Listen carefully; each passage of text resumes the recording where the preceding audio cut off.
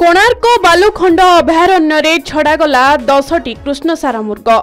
विरल कृष्णसार मृग बा ब्लैक बक हरिण प्रकल्पर पुनः संप्रसारण निमंते राज्य सरकार एक स्वतंत्र योजना अनुजाई नंदनकानन अणा 10टी विरल कृष्णसार मृग को कोणार्क बालुखंड अभयारण्य छड़ा जाइछि।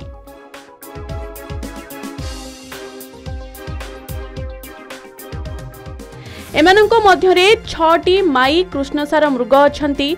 ए कृष्णसारंको आनुमानिक बयस 2 रु 3 वर्ष हेबो।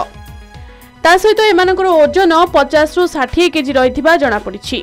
दीर्घ 12 वर्ष परे वन विभागर प्रचेष्टा फलरे कृष्णसार मृगंक पसंद योग्य परिवेश उपयोगी कोणार्क अभयारण्यर प्राकृतिक विभव को पुणी फेरी पारिछंती एही विरल कृष्णसार मृग। 30 हेक्टर जंगल जमी रे निर्माण करा जाइथिबा एनक्लोजर मध्यरे स्वतंत्र संगरोधरे छड़ा जाइछि।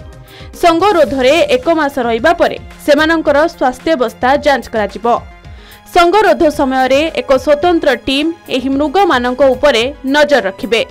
ए योजना सफल हेले कृष्णसार मृगंक वंशवृद्धि निमंते परवर्ती समय रे अधिक संख्या रे एही प्रजातिर मृग बालुखंड अभयारण्य रे छड़ा जिवो।